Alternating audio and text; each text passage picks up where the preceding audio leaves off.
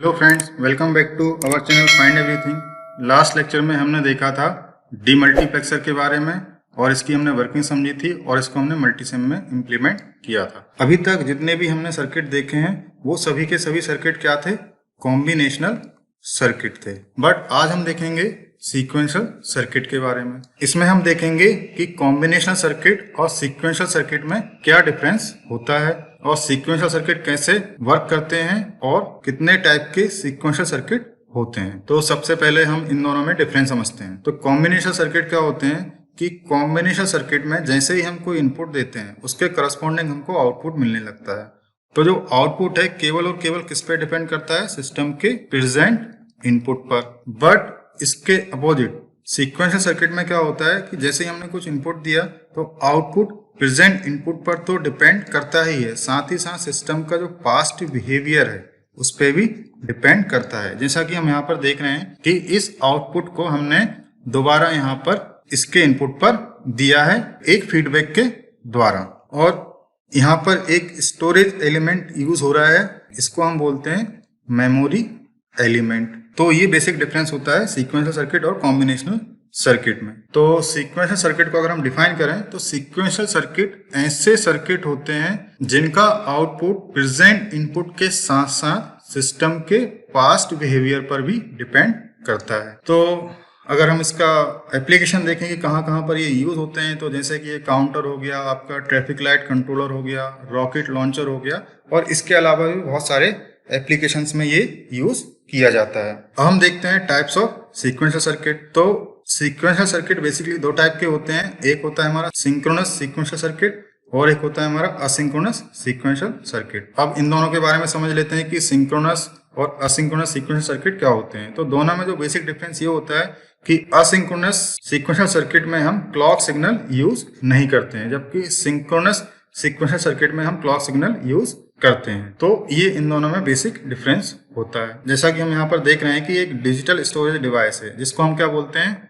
Memory element. अब ये memory element क्या होते हैं? तो ये स्टोरेज जो एलिमेंट है इन्हीं को हम क्या बोलते हैं? लैच। और जब स्टोरेज एलिमेंट किसी क्लॉक सीक्वेंशियल सर्किट में यूज होते हैं तो उन्हीं को हम बोलते हैं फ्लिप फ्लॉप। तो नॉर्मली क्या होता है कि फ्लिप फ्लॉप और लैच को सिनोनिमसली यूज करते हैं, बट वो कोई गलत नहीं है, बट इन दोनों में बेसिक डिफरेंस होते हैं जो कि हमको पता होने चाहिए। तो आइए इन दोनों के डिफरेंस समझ लेते हैं। तो जो लैच होता है वो हमारा क्या होता है? सिग्नल लेवल पर ऑपरेट होता है, और इसके अपोजिट जो फ्लिप फ्लॉप है वो क्या पे ऑपरेट होता है? सिग्नल ट्रांजिशन पर। सिमिलरली जो लैच होता है वो हमारा क्या होता है? लेवल सेंसिटिव डिवाइस होता है, जबकि जो फ्लिप फ्लॉप है वो हमारा एज सेंसिटिव डिवाइस होता है। तो जो फ्लिप फ्लॉप होता है ये बेसिकली एक बाइनरी स्टोरेज डिवाइस है। मतलब अगर हमको एक बिट की इंफॉर्मेशन स्टोर करनी है तो हमको कितने फ्लिप फ्लॉप लगेंगे? एक फ्लिप फ्लॉप। सिमिलरली अगर हमको n बिट की इंफॉर्मेशन स्टोर करनी है तो हमको कितने फ्लिप फ्लॉप लगेंगे? अब n फ्लिप फ्लॉप। तो ये हमको ध्यान रखना है कि कितने बिट की इंफॉर्मेशन स्टोर करने के लिए हमको कितने फ्लिप फ्लॉप लगेंगे। तो जैसा कि अभी हमने देखा कि लैच लेवल सेंसिटिव होता है और फ्लिप फ्लॉप एज सेंसिटिव होता है। अब ये लेवल सेंसिटिव और एज सेंसिटिव क्या होता है तो इसको हम देखें। तो सपोज हमारे पास कोई क्लॉक सिग्नल है, ये हमारा एक क्लॉक सिग्नल हो गया। तो क्लॉक सिग्नल में ये जो पार्ट है ये कहलाता है हमारा लेवल, और ये पॉजिटिव डायरेक्शन में है तो ये हमारा हो जाएगा पॉजिटिव लेवल, और ये हमारा नेगेटिव में है तो ये नेगेटिव लेवल। सिमिलरली ये जो कहलाती हैं ये कहलाती है हमारी एजेस। तो जो लैच है वो इसके करस्पॉन्डिंग रिस्पॉन्ड करेगा, और जो फ्लिप फ्लॉप है वो इस एज के करस्पॉन्डिंग रिस्पॉन्ड करेगा, और इसी को हम क्या बोलते हैं? ट्रिगरिंग। अब ट्रिगरिंग कितने टाइप की होती है और ट्रिगरिंग होती क्या है ये हम नेक्स्ट लेक्चर में देखेंगे। अभी इस लेक्चर के लिए इतना बेसिक काफी है, इसको हम डिटेल में अगले लेक्चर में देखेंगे। तो सबसे पहले हम लैच के बारे में समझते हैं कि लैच क्या होता है और ये कैसे परफॉर्म करता है, और इसको हम मल्टीसिम में कैसे इम्प्लीमेंट कर सकते हैं। तो आइए देखते हैं लैच के बारे में। तो सबसे पहले जो लैच होता है वो हमारा होता है एसआर लैच। अब यहाँ पर एसआर लैच से क्या मतलब है? तो यहाँ पर एस का मतलब होता है सेट और आर का मतलब होता है रीसेट, ये इसके नाम है। सिमिलरली यहाँ पर हम अगर सर्किट में देखें तो यहाँ पर दो आउटपुट हैं, एक हमारा Q और एक हमारा Q कॉम्प्लीमेंट। तो इससे ये ऑब्जर्व होता है कि ये जो दोनों आउटपुट हैं एक दूसरे के क्या है? कॉम्प्लीमेंट है। मतलब अगर हमारा एक आउटपुट 0 हुआ तो इसके करस्पॉन्डिंग तो जो दूसरा आउटपुट है वो हमारा क्या होना चाहिए? 1। सिमिलरली अगर ये 1 होगा तो ये कितना होना चाहिए 0। बट ये जो दो आउटपुट हैं कभी एक साथ बराबर नहीं हो सकते, मतलब या तो दोनों 1 नहीं हो सकते या दोनों 0 नहीं हो सकते। अगर ऐसी कोई कंडीशन आती है तो ऐसी कंडीशन को हम क्या बोलते हैं, फॉरबिडन कंडीशन या प्रोहिबिटेड कंडीशन, मतलब इस कंडीशन को हम यूज नहीं करते हैं, ये हमको ध्यान रखना है। तो आइए इसकी हम वर्किंग समझ लेते हैं कि ये एक्चुअली में वर्क कैसे करता है। तो इसकी वर्किंग समझने के लिए हम एक स्टेट अज्यूम करेंगे और उस स्टेट के करस्पॉन्डिंग हम उसका आउटपुट निकालेंगे। तो सपोज सबसे पहले हम ये अज्यूम करते हैं कि S पर हम दे रहे हैं 1 और R पर हम दे रहे हैं 0। तो हमने S पर दे दिया 1 और R पर 0। अब इसका आउटपुट कैसे आएगा, तो इसके लिए हमको देखना पड़ेगा नॉर गेट की ट्रुथ टेबल। तो नॉर गेट की अगर हम ट्रुथ टेबल बनाएं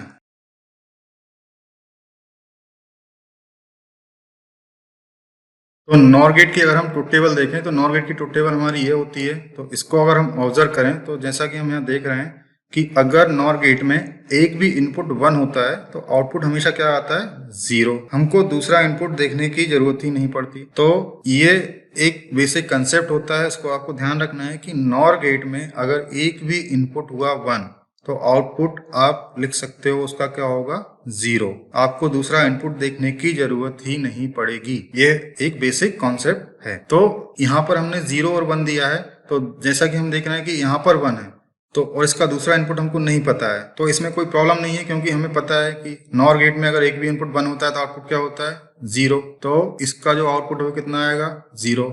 अब ये 0 फीडबैक होके यहाँ पे आएगा। अब ये 0 0 का करस्पॉन्डिंग आउटपुट क्या होता है नॉर गेट का 1। तो जैसा कि हम यहाँ देख रहे हैं ये जो दोनों आउटपुट हैं एक दूसरे के कॉम्प्लीमेंट आ रहे हैं। अब ये 1 फीडबैक होके यहाँ आएगा, तो अब हम इसको दूसरा इनपुट पता चल गया 1 1। तो 1 1 के करस्पॉन्डिंग आउटपुट क्या आएगा 0 और ये 0 फिर फीडबैक होके आ जाएगा तो फिर 1। तो इस तरह से ये जो आउटपुट है रिपीट होते रहेगा। नेक्स्ट स्टेट हम देखें कि जब हम 1 0 देते हैं और इसके बाद अगर हम 0 0 अप्लाई करें तो ये जो सिस्टम है कैसे बिहेव करेगा। तो अब हमने S को भी 0 कर दिया और R को भी 0 कर दिया। अब इस केस में क्या होगा, प्रीवियसली यहाँ पर क्या स्टोर हो गया है 1 और 0, तो अब क्या होगा ये 1 फीडबैक होके यहाँ आएगा, तो इस 1 0 करस्पॉन्डिंग हमको आउटपुट क्या मिलेगा 0 और ये 0 फीडबैक होके यहाँ आएगा, तो 0 0 करस्पॉन्डिंग हमको क्या मिलेगा 1। तो इस तरह से अगेन ये हमको क्या मिल रहा है, जब हम 0 0 दे रहे हैं तो जो पुरानी स्टेट थी वही यहाँ पर रिपीट हो रही है। तो हम ऐसा बोल सकते हैं कि जब हम 0 0 देते हैं तो ये जो सिस्टम है कैसे बिहेव करता है एज ए मेमोरी की तरह, मतलब सिस्टम के पास्ट बिहेवियर को ये रिमेम्बर रख रहा है। अब देखते हैं नेक्स्ट स्टेट। इसमें हम क्या करते हैं, S की वैल्यू रखते हैं 0 और R की वैल्यू रखते हैं 1। तो S हमारा हो गया 0 और R की वैल्यू 1। तो ऑब्वियस सी बात है यहाँ पर हमको एक इनपुट पता है 1 और 1 के करस्पॉन्डिंग नॉर गेट का आउटपुट क्या होता है 0। अब ये 0 फीडबैक होके यहाँ आएगा, तो 0 0 के करस्पॉन्डिंग आउटपुट क्या आएगा 1। तो अगेन ये जो दो आउटपुट हैं एक दूसरे क्या आ रहे हैं, कॉम्प्लीमेंट आ रहे हैं। अब इसके बाद फिर हम क्या करते हैं, R की वैल्यू भी हम कर देते हैं 0 और S की वैल्यू भी 0। अब सिस्टम की जो प्रीवियस स्टेट है वो क्या है 0 और 1। तो अब हमने इनपुट कर दिया है 0 0, तो इसके करस्पॉन्डिंग आउटपुट क्या आएंगे, तो ये जो 0 पहले से यहाँ पर स्टोर है ये 0 फीडबैक होके यहाँ आएगा, तो 0 0 के करस्पॉन्डिंग हमको फिर से क्या मिलेगा 1 और ये 1 फीडबैक होके यहाँ आ जाएगा, तो 1 0 के करस्पॉन्डिंग हमको क्या मिलेगा 0। तो अगेन वही स्टेट क्या हो रही है, रिपीट हो रही है जो पहले स्टोर थी। तो फिर से हम देख रहे हैं कि फिर से ये कैसे काम कर रहा है एज ए मेमोरी की तरह। तो अब हम लास्ट स्टेट और देख लेते हैं कि जब हम दोनों पर 1 1 देते हैं तब क्या आउटपुट आएगा। तो जब हम R भी 1 कर दें और S भी 1 कर दें तो ऑब्वियस सी बात है यहाँ पर भी क्या आएगा 0, यहाँ पर भी 0। तो क्या ये आउटपुट सही है, नहीं, बिल्कुल सही नहीं है, क्योंकि जो इसके आउटपुट हैं क्या होने चाहिए, कॉम्प्लीमेंट होने चाहिए। तो यहाँ पर जो आउटपुट है एक दूसरे के कॉम्प्लीमेंट नहीं है, इसलिए ये वाली स्टेट क्या कहलाती है, फॉरबिडन स्टेट, या हम इस स्टेट को यूज नहीं करते हैं। तो यहाँ पर जो अभी हमने एनालिसिस किया इसी को अगर हम और कंसाइज फॉर्म में लिखें तो हम ये टेबल बना सकते हैं जिसको हम क्या बोलते हैं फंक्शन टेबल। अब इस फंक्शन टेबल में हमने दो टर्म यूज करी हैं, एक हमने qn+1 और एक qn। तो जो qn+1 है इसको हम बोलते हैं नेक्स्ट स्टेट और ये जो qn है इसको हम बोलते हैं प्रीवियस स्टेट। तो ये नोमेनक्लेचर हम थ्रू आउट द सीरीज यही नोमेनक्लेचर अपनाएंगे। नेक्स्ट स्टेट के लिए हम qn+1 और प्रीवियस स्टेट के लिए qn। तो इस फंक्शन टेबल में अगर हम देखें तो जब हम 0 0 दे रहे हैं तो 0 0 करस्पॉन्डिंग कैसे बिहेव कर रहा था, ये मेमोरी की तरह। मतलब जो पुरानी स्टेट थी उसको क्या कर रहा था, ये रिमेंबर कर रहा था। तो पुरानी स्टेट मतलब Qn, तो 0 0 पर क्या आएगा हमारा नेक्स्ट स्टेट Qn के बराबर। और जब हमने SR की वैल्यू 0 1 करी तो 0 1 करस्पॉन्डिंग जो आउटपुट आ रहा था क्या आ रहा था 0 1। और जब भी हम आउटपुट देखते हैं किससे देखते हैं, नॉर्मल से, ना कि कॉम्प्लीमेंट से। तो 0 1 के करस्पॉन्डिंग नेक्स्ट स्टेट क्या हो जाएगी 0। सिमिलरली अगर हम 1 0 देखें तो 1 0 करस्पॉन्डिंग आउटपुट कितना आ रहा था 1 0, तो 1 0 करस्पॉन्डिंग नेक्स्ट स्टेट क्या होगी 1। और जब हम 1 1 इनपुट पर दे रहे थे तो वो कौन सी कंडीशन थी, फॉरबिडन कंडीशन, या इसको हम बोलते हैं नॉट यूज्ड कंडीशन। तो ये होता है हमारा बेसिक फंक्शन टेबल इस SR लैच के लिए। तो इसी तरह आप इस NAND SR लैच के लिए भी ये फंक्शन टेबल निकाल सकते हैं। तो जैसे हमने इसका एनालिसिस किया वैसे ही आपको इसका एनालिसिस करना है, तो आपको ये फंक्शन टेबल मिल जाएगी। तो आप इस सर्किट का एनालिसिस करें और एनालिसिस करने के बाद ये चेक करें कि आपकी जो फंक्शन टेबल है ऐसी ही आ रही है या नहीं। और नहीं आ रही है तो आप जो भी डाउट है वो कमेंट सेक्शन में लिखकर आप मुझसे पूछ सकते हैं। तो अगर इन दोनों लैच को हम साइड बाय साइड देखें तो जैसा कि हम देख रहे हैं कि जब हम यहाँ पर 1 0 दे रहे हैं तो NOR SR लैच में यहाँ पर आउटपुट क्या आ रहा है 1 0, और NAND SR लैच के केस में क्या आ रहा है 0 1। सिमिलरली यहाँ पर हम देखें 0 1 के केस में NOR SR लैच में क्या आ रहा है 0 1, और NAND SR लैच के केस में क्या आ रहा है 1 0। तो इसको ऑब्जर्व करने पर हम ये देख रहे हैं कि जो NAND SR लैच है NOR SR लैच का कॉम्प्लीमेंट है, इसलिए इस लैच को हम कभी कभी S बार R बार लैच कहते हैं। तो आइए अब इस सर्किट को हम मल्टीसिम में इम्प्लीमेंट करते हैं और ये देखते हैं कि जो आउटपुट हमने यहाँ पर निकाला है वैसा ही आउटपुट वहां पर भी आता है कि नहीं। तो आइए देखते हैं। तो सबसे पहले हम ये NOR SR लैच को यहाँ पर बनाते हैं और उसका हम आउटपुट यहाँ पर चेक करेंगे। तो यहाँ से हम जाते हैं प्लेस एनालॉग, यहाँ पर हम करते हैं ऑल ग्रुप्स और यहाँ पर हम सर्च करेंगे NOR। तो हमको 2 इनपुट NOR गेट चाहिए, तो इसको हम ले लेते हैं। और कितने NOR चाहिए 2, तो एक और हम यहाँ पर NOR गेट प्लेस कर देते हैं। तो ये हमने यहाँ पर इसको प्लेस कर दिया है। अब इसके हम कनेक्शन कर देते हैं। तो सबसे पहले इसका जो आउटपुट है इसके फीडबैक पर दे देते हैं और इसका जो आउटपुट है इसके फीडबैक पर दे देते हैं। अब यहाँ पर हमको वैल्यू यहाँ पर चेंज करनी है, तो इसके लिए हम यहाँ पर जाते हैं प्लेस सोर्स, डिजिटल सोर्स और इंटरेक्टिव डिजिटल कांस्टेंट। तो इसको हम यहाँ पर प्लेस कर देंगे और एक यहाँ पर प्लेस कर देंगे और इनको हम यहाँ पर कनेक्ट कर देते हैं। और इसका हम नाम कर देते हैं, ये हमारा हो जाएगा R और ये हमारा हो जाएगा S।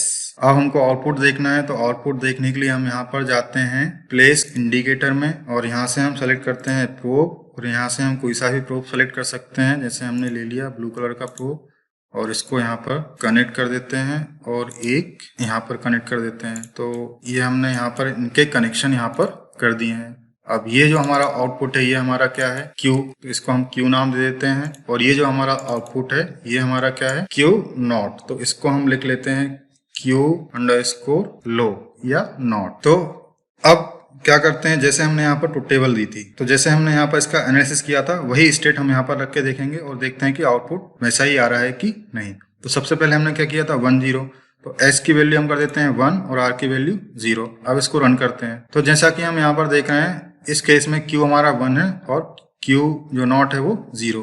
तो यहाँ पर भी हमारा Q 1 आ रहा है और जो Q नॉट है वो 0। नेक्स्ट स्टेट क्या थी कि 0 0 करने पर अब मैं यहाँ पर 0 0 कर दूं तब भी हमारा जो आउटपुट है वो क्या आ रहा है, पहले जो आउटपुट आ रहा था वही अभी भी आ रहा है, मतलब जो पुरानी स्टेट थी उसी को रिमेम्बर करके रख रहा है। तो ये दो तो हमारे वेरीफाई हो गए। तो नेक्स्ट हमारा क्या था 0 1, मतलब S 0 और R 1। तो जैसे ही मैंने R की वैल्यू 1 करी तो ये जो देखो आउटपुट हमारे चेंज हो गए, Q हमारा हो गया 0 और जो Q नॉट है वो हो गया 1, जैसा कि हमारा ट्रुथ टेबल में आया था। अगेन फिर से 0 0 करें तो 0 0 करने पर भी कोई चेंज नहीं आ रहा है, मतलब ये एज ए मेमोरी की तरह काम कर रहा है।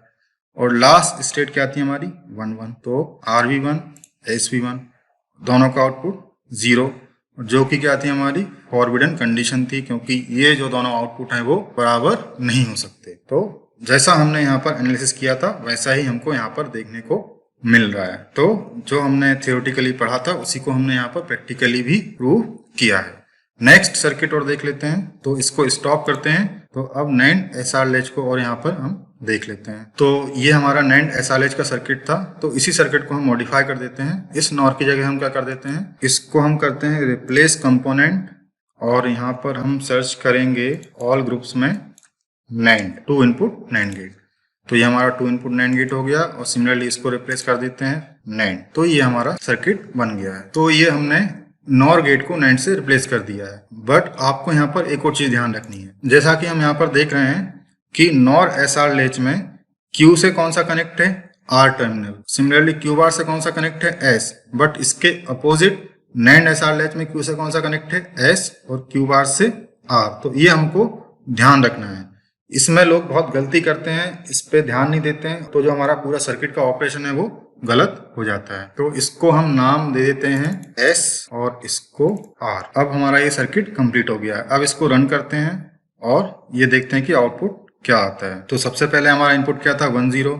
एस की वैल्यू 1 और आर की वैल्यू 0। रन करेंगे तो जैसा कि हम देख रहे हैं क्यू की वैल्यू यहाँ पर 0 थी और क्यू नॉट की 1। तो यहाँ पर भी हमारा क्यू 0 आ रहा है और क्यू नॉट 1। नेक्स्ट हमारा इनपुट क्या था कि 1 1 करते हैं, तो 1 1 कर देते हैं। तो 1 1 करने के बाद भी ये जो आउटपुट है वो चेंज नहीं हो रहा है। बहुत अच्छी बात है क्योंकि यही रिजल्ट हमको चाहिए था। नेक्स्ट हमारा इनपुट क्या है, 0 1। तो एस की वैल्यू 0 और आर की वैल्यू 1। तो हमारा जो आउटपुट क्या आ रहा था, 1 0। तो यहाँ पर भी हमारा क्यू 1 और क्यू नॉट 0। अगेन हम दोनों इनपुट बंद कर देते हैं। तो अगेन हमारा जो आउटपुट है वो चेंज नहीं हो रहा है। बहुत ही अच्छी बात है क्योंकि जो हमारा रिजल्ट है जैसा हमको चाहिए था वैसा ही यहाँ पर प्रैक्टिकली मिल रहा है। लास्ट स्टेट कौन सी है, 0 0। तो दोनों को 0 कर देते हैं। जैसा कि हम यहाँ पे देख रहे हैं कि 0 0 पर दोनों आउटपुट क्या आ रहे थे, 1 1। और यहाँ पर भी हमको 1 1 मिल रहा है। मतलब ये जो सर्किट है सही काम कर रहा है। जैसा हमने थ्योरेटिकली एनालिसिस किया था वैसा ही हमको यहाँ पर भी मिल रहा है। और ये जो कंडीशन है फॉरबिडन कंडीशन है और इस कंडीशन को हम यूज नहीं करते हैं। तो फ्रेंड्स, जैसा हमने थ्योरेटिकली पढ़ा वैसा ही हमने उसको प्रैक्टिकली उसको प्रूव भी किया। तो इस तरीके से नैंड एसआर लैच या नॉर एसआर लैच काम करते हैं। तो आज के लेक्चर में बस इतना ही। नेक्स्ट लेक्चर में हम फ्लिप फ्लॉप के टाइप्स देखेंगे कि फ्लिप फ्लॉप्स कितने टाइप के होते हैं, और जो भी फ्लिप फ्लॉप हम थ्योरेटिकली पढ़ेंगे उन्हीं फ्लिप फ्लॉप को हम मल्टीसिम में प्रैक्टिकली भी देखेंगे। तो फ्रेंड्स, अगर आपको वीडियो अच्छा लगा हो तो लाइक करें, शेयर करें, चैनल को सब्सक्राइब जरूर करें और बेल आइकॉन पर क्लिक करना ना भूलें ताकि लेटेस्ट वीडियो की अपडेट सबसे पहले आपको मिले। Thank you friends.